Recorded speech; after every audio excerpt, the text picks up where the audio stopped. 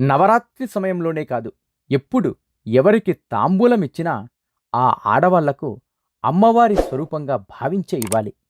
భావించడం ఎందుకు? అమ్మవారే అనుకోవాలి. ప్రతి స్త్రీలోనూ ఆ తల్లి అంశ ఉంటుంది. చిన్నపిల్లలు బాలస్వరూపం, ముత్తైదువులు త్రిమాత స్వరూపం, బిడ్డలు కనని తల్లి పార్వతి స్వరూపం. ఆమె గర్భం దాల్చలేదు, అందువల్ల పిల్లలు లేనివారు బాధపడకూడదు. అందరూ తమ పిల్లలే అనుకోవాలి. భర్త లేని పూర్వ సువాసినిలు ధూమ్రవతి స్వరూపం. వారు కూడా లలితానామ పారాయణం అమ్మవారికి పూజ చేయవచ్చు. ఆడవాళ్ళు భక్తిగా పూజ చేస్తే చాలు, కొన్ని సంవత్సరాలు తపస్సు చేసిన ఫలితం వారికి అమ్మవారు అనుగ్రహిస్తుంది. ఆడవాళ్ళు ఎక్కువగా మౌనవ్రతం పాటిస్తే త్వరగా అనుగ్రహిస్తుంది. పూర్వ సువాసినిలు తాంబూలం ఇవ్వకూడదు, తీసుకోకూడదు, కానీ నిక్షేపంగా పూజ చేసుకోవచ్చు, ప్రసాదం తీసుకోవచ్చు, ఇవ్వవచ్చు. మీ యొక్క స్థితిగతులను, లోటుపాట్లు అన్నీ ఆమెకు తెలిసినదే కదా.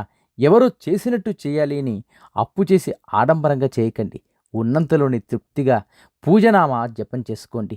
తాంబూలంతో పాటు కుదిరితే రవిక ముక్క, స్తోమత ఉంటే చీర పెట్టండి. లేకుంటే తాంబూలం, పసుపు కుంకుమ, ప్రసాదం పంచుకున్నా చాలు. గాజులు పంచుకోండి. మగవాళ్ళు నవరాత్రి వ్రతం చేసేవాళ్ళు వారి ఇంట్లో ఆడవాళ్ళతో తాంబూలం ఇప్పించండి.